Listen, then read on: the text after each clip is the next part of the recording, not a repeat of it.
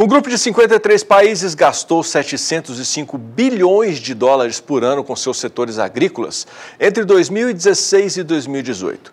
Desse montante, 3/4, ou seja, 528 bilhões de dólares, foram aplicados em apoios diretos aos produtores rurais, frequentemente ineficazes e geradores de distorções no comércio. O resto do dinheiro financiou serviços de interesse geral, como pesquisas e infraestrutura.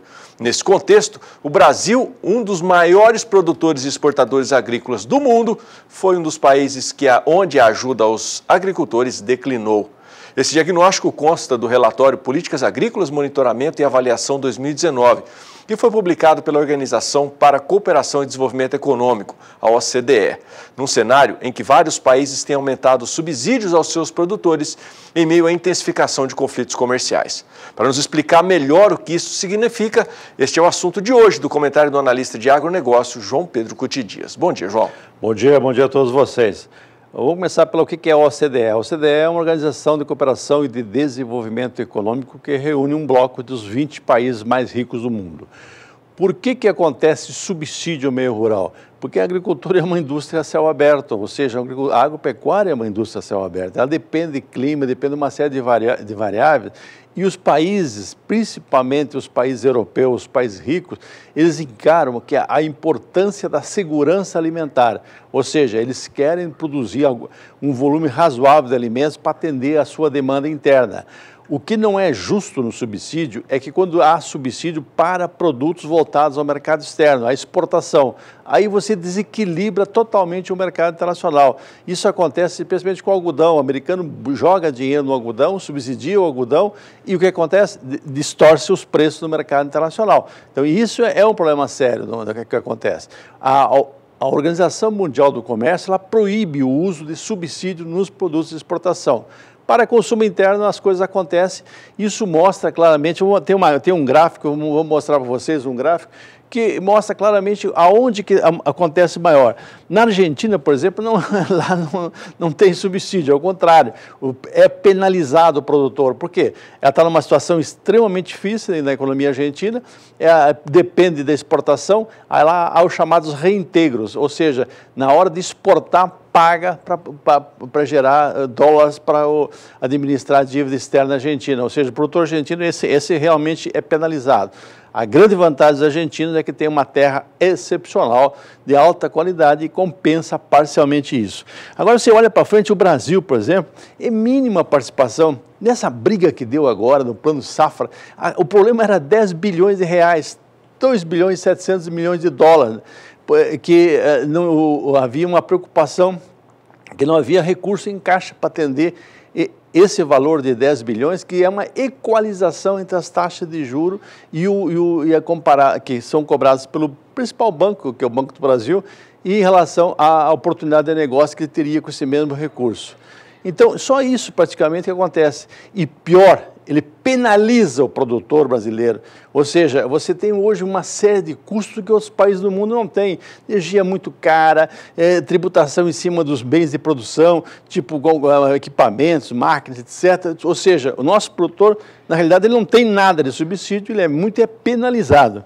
Agora, você olha os Estados Unidos, por exemplo, eles gastaram, pasmem vocês, 13 bilhões de dólares em subsidiar 6 culturas nos Estados Unidos: soja, milho, algodão, arroz, trigo e amendoim.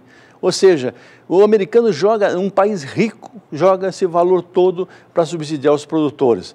Quando você olha países como a Noruega, 60% do valor bruto da produção vem do cofre público, ou seja, eles mantêm o produtor. Aqui não aparece China, mas a China aparece.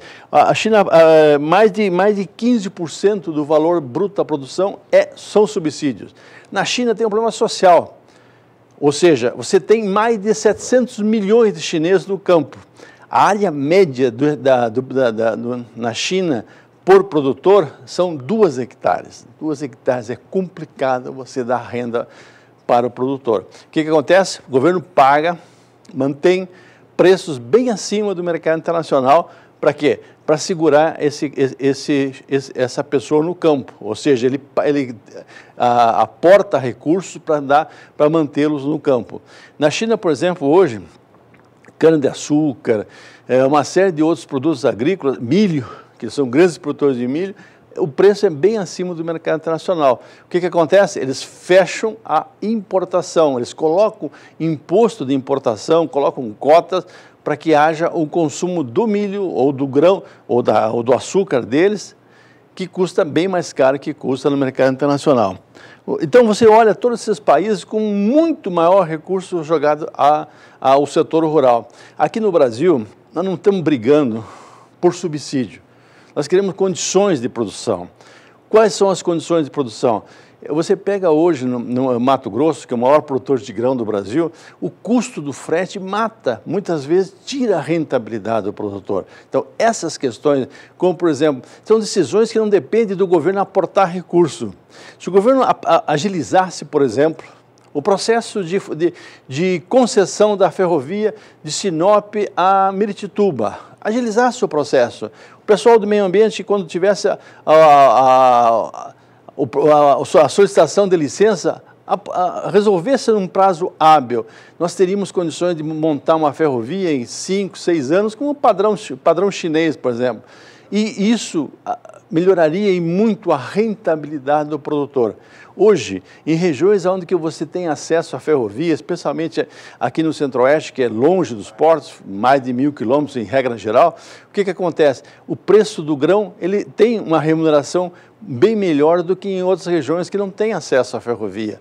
Eu vejo aqui no nosso Mato Grosso do Sul, por exemplo, nós ficamos muito tempo sem usar a ferrovia que vem de Rondonópolis em direção a Santos. Começou a usar a ferrovia em Chapadão do Sul, você criou condições para que haja um preço menor de transporte.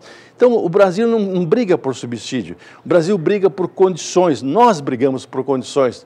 Precisa que o senhor e a senhora tenham condições, tenham estrutura e que não sejam penalizados com essa carga tributária. Quando a gente vê, a gente escuta ontem a briga no Congresso Nacional para aprovação na Comissão de Constituição e Justiça do relatório da Previdência, você vê os lobbies que arrancam dinheiro, o pouco dinheiro que tem da sociedade para sustentar o judiciário, sustentar legislativo, sustentar grupos de funcionários que são regiamente remunerados. E falta dinheiro para quê? Para a estrada, falta dinheiro para fiscalização sanitária, falta dinheiro para todo o resto. Isso é ruim para o Brasil.